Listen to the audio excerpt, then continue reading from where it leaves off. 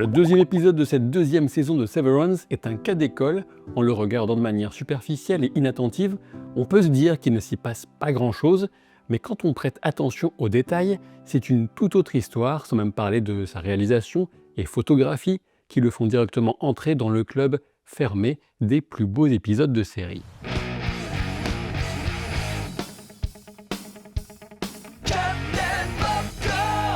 Pour rappel, ces vidéos se consacrent directement à l'analyse et s'adressent donc à celles et ceux parmi vous qui ont vu les épisodes et sont à jour sur la série. Autre rappel essentiel, sans vos vues, vos partages, commentaires, pouces en l'air et autres abonnements, ces vidéos ne peuvent pas exister. Severance reste un sujet de niche, de toute évidence, et je vous laisse imaginer la quantité de travail que représente une telle vidéo. Vous avez vu la longueur normalement. Si les vues sont encore plus basses que pour la première vidéo, il sera difficile pour moi de maintenir une analyse par épisode. Je ne peux donc que m'en remettre à vous. De nombreux plans de cet épisode sont à tomber par terre et on peut notamment souligner le travail de Suzy Lavelle, directrice de la photographie, qui avait déjà été nommée en 2016 pour un Emmy suite à son travail sur un épisode de Sherlock. Ces plans ne sont pas seulement beaux, ils sont pleins de signification, ce qui remonte bien sûr au travail préalable à la réalisation, celui de la composition des plans. Les thèmes récurrents sont ceux de la symétrie, de la transparence de façade. Et dans le prolongement, l'épisode 2 est dans son ensemble un symétrique du premier jusque dans leurs titres respectifs, puisque le premier était Hello Miss Cobble et le second Goodbye Mrs. Selvig. Le premier se concentrait sur les innies et le deuxième sur les outies. Si vous regardez la série en VF, je pense que vous aurez facilement compris que le terme innies correspond aux versions à l'intérieur de Lumon, les employés, et les outies aux versions des personnages de la vie extérieure. Je ne suis plus vraiment sûr des termes utilisés en VF, vous me le direz en commentaire, et j'ai déjà consacré assez d'heures de recherche à cet épisode pour me contenter de la VO sur ce coup. Quand je parle de transparence de façade, c'est un jeu de mots bien sûr avec ces plans magnifiques d'Elena qu'on voit traverser une enfilade de pièces au travers des fenêtres du bâtiment Lumon.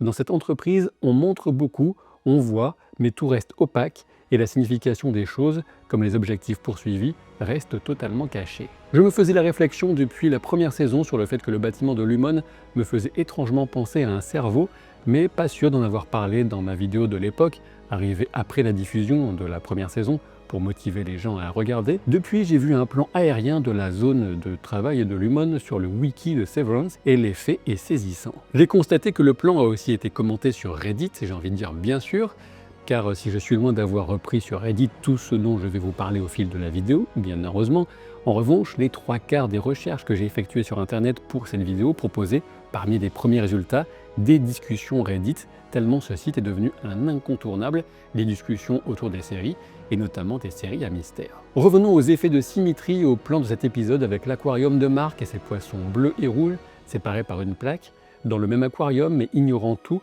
quant à l'existence de l'autre, menant sans doute à la mort de l'un si la barrière était supprimée. Difficile de proposer une comparaison plus immédiate avec l'état de dissociation. Toutefois, la symétrie va plus loin et jusqu'à amener le spectateur à s'interroger sur ses propres perceptions. En effet, dans cet épisode, on a une scène à coup sûr qui joue sur ce point. Je pense bien évidemment à l'entretien d'embauche de Dylan dans une entreprise qui fabrique des portes. Et ici, je fais bien sûr référence à la ressemblance entre le recruteur et Dylan lui-même, qui est de toute évidence voulu. Au passage, on peut noter que cette séquence est un clin d'œil au passé de Dan Erickson, le créateur de Severance, qui a eu l'idée de la série alors qu'il travaillait dans une entreprise de fabrication de portes. On peut aller encore plus loin et se souvenir des nouvelles récompenses dont la vidéo de propagande interne faisait la promotion à l'équipe enfin réunie de raffinage des macrodonnées dans le premier épisode. En effet, il était question de la salle des miroirs déformants, ce qui implique de renvoyer une image tronquée des personnages, ce qu'on retrouve spécifiquement dans cette scène d'entretien d'embauche. On pourrait même éventuellement souligner la légère ressemblance entre Drummond, l'homme barbu qui semble faire la liaison entre Lumon et Elena, et Rickon Hale, le beau-frère de Mark.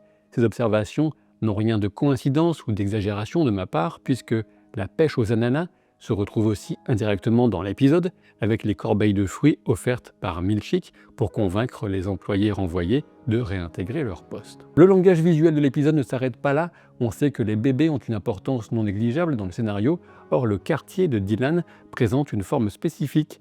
On le remarque puisque c'est le seul quartier des outies qui est filmé d'un point de vue aérien, du moins dans cet épisode. Ce qui saute aux yeux, c'est d'abord le terre-plein central qui a la forme de la goutte, qui est l'emblème de Lumon, qui a commencé, rappelons-le, dans la fabrication de savon, avant de devenir la première multinationale de biotechnologie. Toutefois, un examen plus attentif de ce plan aérien, ou une intuition immédiate, permet de discerner la forme schématique d'un utérus, sachant que Lumon semble être propriétaire direct ou indirect de la plupart, voire de la totalité de ces quartiers où vivent les Houthis. On voit que les obsessions de Lumon et de ses dirigeants se retrouvent jusque dans l'aménagement urbain. Passé ces quelques propos liminaires, revenons au déroulement chronologique de l'épisode, même si cela donnera lieu à de nombreuses digressions, sans oublier tout ce qu'il y a à dire du nouveau générique. On commence chez Devon et Rickon alors que Mark redevient le Mark de l'extérieur, oubliant immédiatement la découverte de son alter ego quant à son épouse Gemma. La série nous sert presque immédiatement une information pleine de sens, à savoir que le prénom véritable de Devon est Perséphone. Perséphone est une déesse grecque dont l'histoire renvoie à celle de la série par au moins 2 aspects et même potentiellement 3. Le premier, c'est que le destin de Perséphone fait l'objet d'une transaction suite à son enlèvement par Hadès, transaction entre Zeus, roi des dieux, Déméter, qui est la mère de Perséphone, et Hadès lui-même, qui veut faire de Perséphone son épouse. Au final, dans la mythologie, il est décidé que Perséphone passera 2 tiers de son temps sur Terre et 1 tiers aux enfers, soit exactement la répartition des dissociés qui passent 8 heures chez Lumon et 16 heures à l'extérieur. Le deuxième aspect est lié à Perséphone du fait de son statut de reine des enfers, et il s'agit de la célèbre histoire d'Orphée et Eurydice, à laquelle celle de Mark et Gemma offre un parallèle saisissant. Pour rappel, Orphée descend aux enfers pour libérer sa bien-aimée, Eurydice, d'entre les morts. Il obtient gain de cause, mais à condition de ne jamais se retourner pour vérifier qu'Eurydice le suit bel et bien avant d'être de retour parmi les vivants. Alors je ne sais pas si cela présage d'une fin tragique pour Gemma, mais c'est loin d'être impossible. Enfin, le troisième aspect reste pour l'instant de l'ordre de la pure observation, mais étant donné que Perséphone est mariée à Hadès dans la mythologie, on peut se poser des questions sur Rickon. Certains pensent que Rickon pourrait appartenir à la famille Egan, et je dois dire que l'idée a son charme. Dans le prolongement, je pense que la fille de Devon et Rickon est loin d'être tirée d'affaire et que l'obsession de Lumon pour les bébés pourrait bien revenir menacer Eleanor. À son sujet, les 3 lits qui lui sont destinés dans la même chambre pourraient avoir une signification spécifique, par exemple en rapport avec les pratiques de la famille Egan et la notion de génération ou de revolving. Et puis 3 lits pour une petite fille, quand on connaît la mythologie avec les 3 parcs par exemple, ça laisse un peu de place à la réflexion. Autre rapport parental, cette fois totalement dysfonctionnel, entre Elena et Jamie Egan, dont la seule phrase de l'épisode envers sa fille consiste à la traiter de fétide mopette, en VO, formule à laquelle la traduction de sale gosse fait plus ou moins honneur. Il la traite donc de morveuse puante, en gros, et son visage exprime un dédain et une méchanceté des plus impressionnantes. Clairement, Jamie ressort ici comme un sociopathe, ce qui vient donner un premier éclairage quant à la personnalité d'Elena. Durant la magnifique séquence durant laquelle Elena et Drummond approchent de la salle de conférence où attend Harmony Coble, on remarque un homme assis à un bureau, mais on constate qu'il est d'étonnantes proportions, bien plus petit qu'Elena, sans parler de Drummond. Alors s'agit-il d'un enfant ou encore d'une simple erreur dans les effets numériques? Je vous laisse me donner vos idées en commentaire à ce sujet. Harmony Coble est donc réintégrée et promue, mais on comprend bien que ce qui l'intéresse au plus haut point, c'est de surveiller les Innis et particulièrement Mark, sinon elle ne se serait pas installée comme sa voisine à l'extérieur. On peut en déduire qu'Harmony Coble nourrit une profonde fascination pour le projet Cold Harbor. Quant au fameux comité consultatif sur la dissociation, cela ressemble fortement à un poste honorifique inventé pour écarter Coble, une sorte de mise au placard de luxe. On peut remarquer que lorsque Coble exige des excuses, elle est bien placée pour juger du manque de sincérité d'Elena, puisqu'elle a vu Ellie donner des excuses des milliers de fois dans la break room, et elle n'est donc pas dupe, bien entendu, et profite de sa relative position de force pour le moment. Quand Seth Milchick part en moto pour estimer les dégâts, un gros plan sur la plaque d'immatriculation du véhicule nous révèle la devise « Remedium hominibus », qui signifie un remède pour l'humanité, et qui s'inscrit dans le délire messianique de Kir Egan qui veut libérer les humains de leur passion. L'enregistrement de la fausse confession d'Elena joue la partition de la fameuse communication de crise que j'évoquais dans l'analyse du premier épisode. Finalement, l'impact de la révolte des Innis sera sans doute réduit. Les discussions de l'infatigable Milchick avec les membres de l'équipe et le reste de l'épisode nous confortent dans l'idée que le seul dont le travail a une importance capitale est bien Mark, ce qui fait du projet Cold Harbor un objectif stratégique essentiel de Lumon. J'ai déjà évoqué des pistes au sujet du nom Cold Harbor dans la vidéo consacrée à l'épisode 1, Mais on peut aussi y ajouter de manière très prosaïque qu'un port froid pourrait correspondre au corps d'un défunt accueillant un vaisseau qui pourrait être l'esprit d'une autre personne, le fameux transfert de conscience. Et oui, c'est un peu la tarte à la crème des théories dès qu'on parle d'anticipation et de biotechnologie, mais après tout, l'être humain est prévisible. On sait bien que vaincre la mort est une obsession des plus présentes et sans doute pertinentes. Attention, je ne dis pas que c'est là forcément l'explication, juste que c'est une piste qu'on doit pour l'instant considérer parmi d'autres, on ne peut pas la laisser de côté, et le corps en question, évidemment, c'est celui de Jemma. Passons maintenant à l'analyse du nouveau générique de la série, d'autant plus que Jemma y est représentée et suggérée à plusieurs reprises. Même s'il porte le badge de Lumon, qui apporte une touche bleue sur son pyjama rouge, ce Mark, assis sur son lit, représente celui de l'extérieur. L'omniprésence du lit vient renforcer l'idée que c'est lors du sommeil que la frontière entre les deux parties de la mémoire des dissociés est la plus perméable, comme dans le cas de Irving, ce qui était surtout souligné en première saison. Ainsi, nous allons suivre le Mark de l'extérieur qui s'enfonce dans les profondeurs de son propre cerveau. On distingue Miss Casey, alias Jemma, et Ellie qui partent en courant d'un côté et de l'autre sous la surface liquide que parcourt Mark avant qu'il ne rencontre son alter ego de l'intérieur. Alors que Mark se retrouve dans son lit, il y a dessus des tas de bébés en costume et sans visage, une vision plutôt inquiétante. Et ces bébés, en premier lieu, ils représentent des Innies, à savoir des versions innocentes des Outies. En effet, le caractère un peu enfantin et innocent des Innies est souligné dans le document compagnon et officiel de la première saison, qui se nomme The Lexington Letter. Cette absence de visage sur ces bébés renvoie donc en partie à une absence de mémoire du passé, tout comme le visage de Mark apparaîtra grisé un peu plus tard, quand il contemplera son propre reflet. Ce n'est toutefois pas la seule référence qu'on peut deviner dans la présence de ces bébés, puisqu'il renvoie aussi au fameux plan de Lumon avec leur programme de grossesse et surtout d'accouchement dissocié.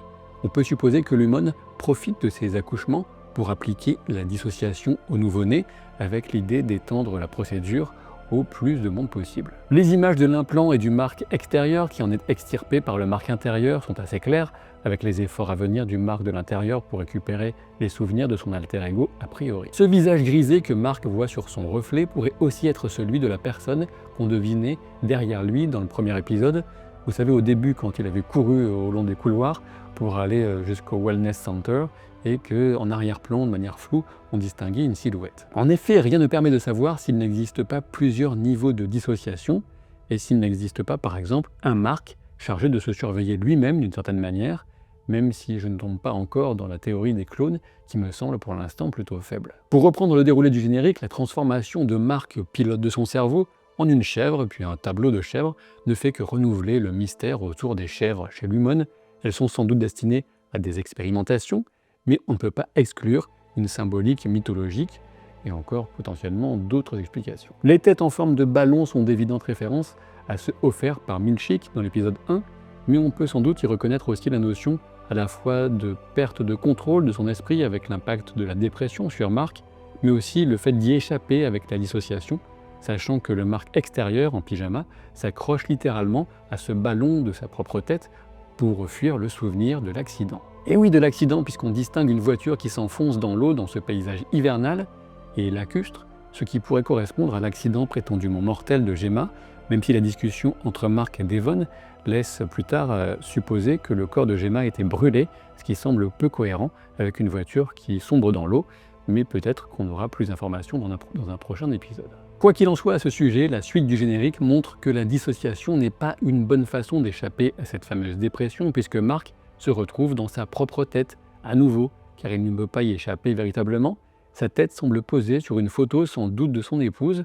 À côté, on distingue un petit humanoïde, un humain, dans une bouteille contenant un liquide beige. Faut-il y voir la notion de conception in vitro, de clonage ou encore un mode de conservation des dissociés lorsqu'ils sont désactivés à l'étage de test, pour renouer avec la théorie que j'avais émise dans la première vidéo quant au rôle de la peinture dans les hallucinations d'Irving. On remarque qu'il y a d'abord une bouteille sur la table, puis 3, encore de quoi alimenter, je suppose, les fans de l'idée de clonage, mais pourtant je n'y adhère toujours pas puisqu'une personne qui recherche une forme d'immortalité serait plus intéressée par un transfert de conscience que par un clonage a priori, même si les deux ne sont pas incompatibles, bien sûr. Le générique se poursuit et c'est le Mark Innie qui porte celui de l'extérieur, peut-être pour le sortir de cet état dépressif, comme le laisse miroiter Milchick plus tard dans l'épisode, pour convaincre Mark de revenir travailler. Dans la nature qui reverdit, on peut reconnaître le printemps après l'hiver, ce qui colle avec le mythe de Perséphone. les têtes de Gemma et Ellie roulent en forme de ballon autour des deux marques, le tout sous le regard scrutateur d'Harmony Cobbel. Au bout du corridor sombre, ce sont alternativement Ellie et Miss Casey, alias Gemma, qui descendent vers l'étage de test, dans un présage des plus inquiétants pour la suite de la série. Enfin, on retrouve Mark sur son lit, l'hiver s'est invité à l'intérieur, et un bébé Kirigan rentre dans la neige à ses pieds. On n'a aucun doute sur l'importance de Kirigan, et une volonté de le faire revenir d'une manière ou d'une autre, ou de perpétuer son esprit au plus proche, en tout cas, voilà qui semble au cœur du projet Cold Harbor. C'est peut-être aussi un indice que Rickon est bien un membre de la famille Egan et qu'Eleanor pourrait devenir une sorte de réceptacle. Le dernier plan du générique est très marquant mais simple à interpréter avec ce Mark de l'intérieur, prisonnier, qui tente de sortir de la tête du Mark extérieur, qui a fait le choix de le créer en quelque sorte, et de lui donner cette vie étrange d'éternel travail chez Lumon. Quittons le monde de ce générique inspiré et inspirant, et revenons à Devon, la sœur de Mark et sans doute son alliée la plus solide. On peut quand même remarquer que sa capacité à réagir vite lorsqu'elle cache la photo et sa défiance envers Milchick alors qu'il leur rend visite le soir ne font que la rendre plus aimable, de même que plus tard chez Pips, sa franchise envers un frère qui reste dans le rejet total du moindre espoir traumatisant, quant à Gemma bien entendu. Et ce sera lors de cette discussion chez Pips que la notion de corps brûlé sera évoquée par Mark si Rickon venait avoir un accident, et on suppose que c'est ce qui s'est passé lorsqu'il a dû reconnaître le corps de son épouse Gemma. Voilà qui renforce l'idée que Gemma est bien vivante pour moi et que son esprit est parasité par un implant d'un genre particulier, l'implant sur lequel Mark travaille, sans le savoir, quand il raffine les fameuses données macro. Chez Pips, le diner pour lequel Mark avait reçu un bon gratuit en saison 1, on constate que Devon et Mark sont étroitement surveillés par Drummond, qui porte un tatouage relatif au tempérament d'allégresse sur la main. Par ailleurs, Rickon semble toujours aussi crétin et obsédé par sa personne et son livre, reste à savoir si cela cache quelque chose d'autre et comment il a pu plaire à Devon. Cet épisode est le premier dans lequel on voit évoluer Elena Egan et on découvre sa fascination pour la relation qui s'est nouée entre son alter ego et Mark. On peut facilement en déduire qu'Elena est écrasée par le carcan de sa famille, de ses responsabilités multiples, et qu'elle ne connaît pas le bonheur d'une relation sincère et spontanée qu'elle découvre entre Ellie et le Mark de l'intérieur. Voilà qui vient encore davantage renforcer l'idée que c'est bien Elena qui a rejoint l'équipe de raffinage des macrodonnées, mais sans forcément que cela fasse partie d'un plan défini à l'avance avec Lumon. Reste à savoir comment elle a pu désactiver l'effet de son implant, si c'est bel et bien ce qui s'est passé. Cette théorie est encore renforcée avec la séquence de fin d'épisode, les entrées successives et les passages par l'ascenseur, avec un troisième bruit qui est présent pour tout le monde, sauf lors du passage d'Elena. Le premier bruit, c'est celui de la carte introduite, il est suivi très rapidement par la porte de l'ascenseur, et le troisième, 1 à 2 secondes après le début de la descente. Mais j'en reviens au déroulement plus chronologique de l'épisode, avec des plans surimpression, superposition, des reflets qui se multiplient, on en prend plein les yeux. C'est aussi le moment de souligner combien la distribution de la série est douée. Tout le monde est bon, c'est vraiment affolant. Même si j'ai envie pour cette fois de dire combien il est plaisant de voir plus de scènes avec Trumbull Tillman dans le rôle de Seth Milchick avec son inimitable sourire. Concernant Dylan, son entretien vient écorner un peu plus l'image des entreprises de manière générale et souligner le rapport de force souvent inégal entre candidats et employeurs. On apprend que c'est lui qui est pauvre à l'extérieur, ce que sa version intérieure craignait pour Irving dans le premier épisode. On entend aussi la voix de l'épouse de Dylan au téléphone alors qu'il est en voiture, ce qui pourrait jouer au moment qui surviendra sans doute plus tard dans la saison, avec les visites familiales dans cette fameuse salle dont l'existence n'a été révélée par Milchick qu'à Dylan pour jouer sur la dissension du groupe. C'est sans doute le passage sur Irving à l'extérieur qui est le plus intriguant de tous. Il laisse un message à un interlocuteur inconnu pour dire que son inter a eu le message. Le message en question correspond, on peut le supposer, au fait de voir les peintures du couloir d'accès à l'étage de test. De toute évidence, Irving est en mission pour espionner Lumon et il l'est sans doute depuis des années. Son contact doit être une figure de la résistance à Lumon. Reste à voir si c'est le docteur qu'on avait vu dans la première saison, celui qui pratique la réintégration, ce qui annule progressivement les effets de l'implant. Le Burt de l'extérieur observe Irving depuis sa voiture et quand on augmente la luminosité de cette image, on constate qu'il pleure. Ce Burt connaît-il déjà Irving ? On ignore ce qui s'est passé lorsque Irving extérieur a repris le dessus tandis que celui de l'intérieur était venu frapper à la porte de Burt. On a hâte de savoir ce qui s'est passé et quelles relations ils peuvent avoir. Peut-être que ce Burt est passé par une réintégration, mais ça me semble plus compliqué que ça. Au moins, un mystère du premier épisode est éclairci, on sait pourquoi chacun revient. Irving est en mission, Dylan en a tout simplement besoin pour apporter de l'argent à sa famille, et Edena a été poussée à le faire pour permettre à Mark de reprendre son travail, sauf qu'elle y est revenue a priori avec sa propre mémoire. Quant à Mark, il se laisse tout simplement convaincre par Milchick. On remarque qu'il était sur le point de changer 2 ampoules de son plafonnier, qui est en panne depuis la première saison.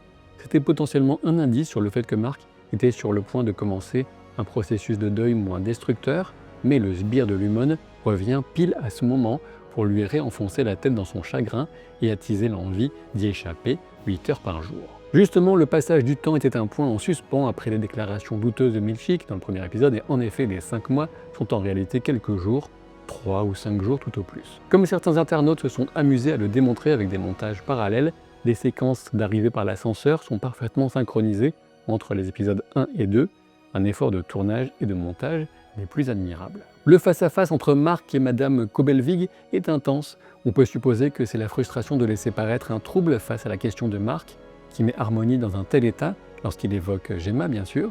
Le passage en force de Kobel en voiture s'accompagne d'un effet sonore très connu, le fameux cri de Wilhelm, utilisé pour la première fois dans un film de 1951, alors qu'un homme se faisait dévorer par un alligator.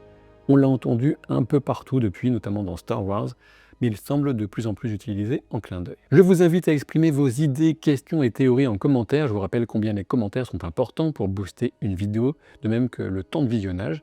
Parmi les théories intéressantes depuis cet épisode, on a notamment la possibilité, vue sur Reddit, encore une fois, que Irving utilise sa montre à aiguille pour passer des messages à raison d'une lettre par jour. Irving pourrait utiliser pour ce faire l'équivalent d'un code par drapeau, notamment utilisé dans l'armée, la marine par exemple, ce qui serait raccord avec le passé militaire du personnage.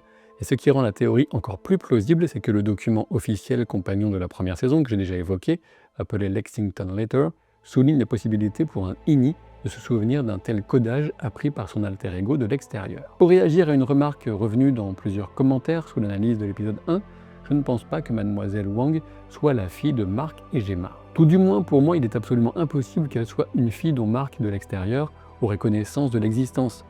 Et même si on part sur des théories de clonage ou autres inséminations, j'ai du mal à imaginer cette approche, mais cela reste néanmoins de l'ordre du possible, bien que très improbable sur la base des éléments actuellement disponibles, qui sont très minces, il faut le reconnaître. En revanche, il y a une évidence que je n'avais pas soulignée au sujet de Mademoiselle Wang dans le premier épisode, c'est qu'elle peut tout simplement incarner le fait que des multinationales font travailler des enfants.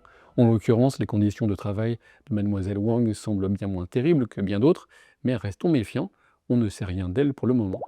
Si cette vidéo a su prolonger votre plaisir de visionnage de l'épisode, alors son objectif est atteint. Merci d'avance pour toutes les façons dont vous pourrez la soutenir. J'ai aussi un Tipeee d'ailleurs, si vous avez plus d'argent que nécessaire. Mais tout geste qui brosse l'algorithme YouTube dans le sens du poil sera le bienvenu. Je vous dis à bientôt. Et pour répondre à certains, je n'ai même pas encore fini la saison 2 de Silo, une autre série Apple TV+, et je ne pense pas a priori en parler sur la chaîne, sauf surprise. D'autres sujets sont en approche, et j'ai envie par exemple, sans certitude, de vous parler de la série À l'aube de l'Amérique, qui est disponible sur Netflix, et qui était dans mon classement des nouvelles séries 2025, que je vous recommande bien sûr de découvrir. Donc à très bientôt et à très vite pour de nouvelles aventures. Salut!